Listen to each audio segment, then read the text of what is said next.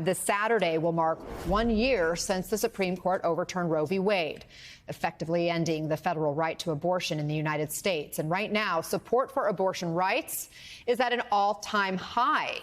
A recent Gallup poll finds that a record 69% think abortion should generally be legal in the first 3 months of pregnancy.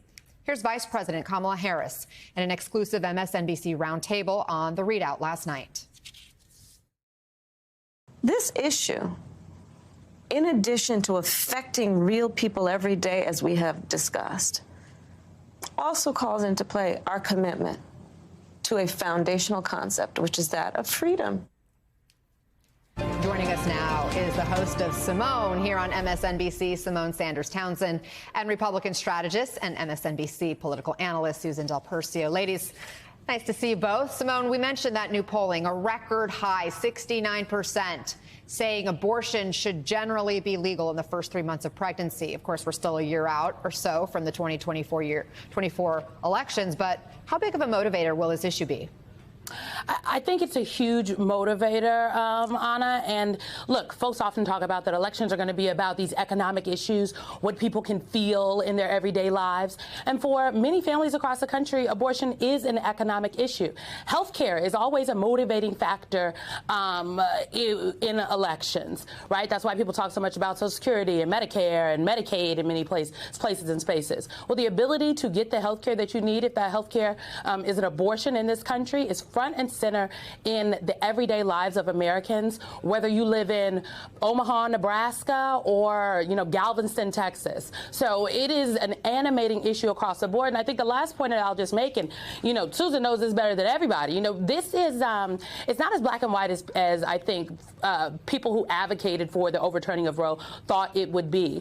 The medication that the doctors use to administer to get an abortion is the same medication that is used to treat an ectopic pregnancy. It's the same medication that's used to treat a miscarriage. And so this is really a slippery slope.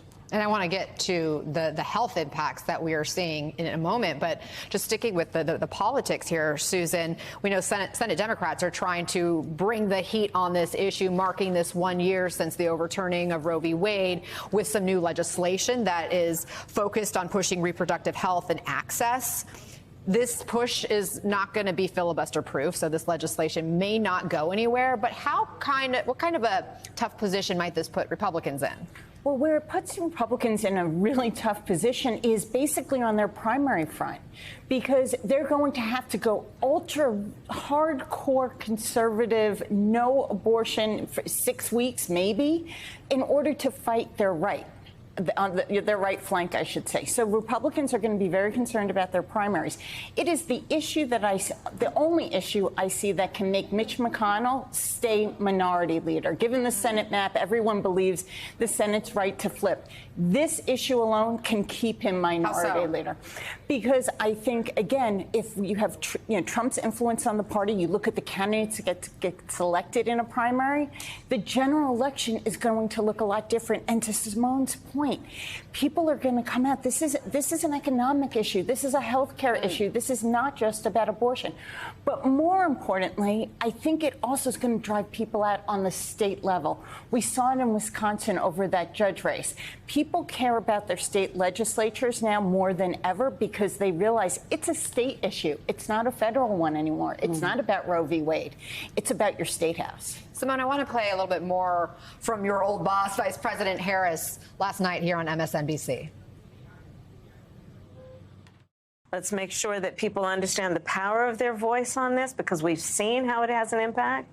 And so much of this discussion that you brought us together for is about really fully appreciating that this is not some conceptual issue. That's right. It's about real people every day. That's right. Who, for the most part, are silently suffering. And we as a society that should care enough to vote.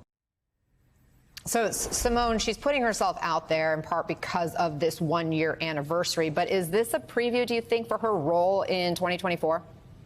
Well, I honestly think it's a continuation of what the vice president has been doing and the strategy from this White House. After the Dobbs decision came down, it was the vice president who convened a number of folks at the White House talking about this issue, brought the plaintiffs into her ceremonial office, and then she went around the country, and as she was doing other events, whether it was on voting rights or the bipartisan infrastructure law, she made sure to have these roundtables that oftentimes they would bring press into. So we had poll reports that we could all see about what the folks in these roundtables with the vice president were saying. But I want to take a step back, Anna, because it is remarkable what we saw yesterday. First of all, you've got the vice president of the United States of America and the first lady holding separate roundtables, participating in the MSNBC roundtable with Joy Reid for the vice president, and then holding one at the White House, the first lady, about this issue with people who are directly affected. The most valuable thing you have with principals at that level is, in fact, their time. And so the attention that this White House has paid to this very issue, the lift that they have given, the bully pulpit of the White House is extremely powerful. And I think the sustained effort from the White House, led mostly by the vice president, is going to pay dividends for them come 2024.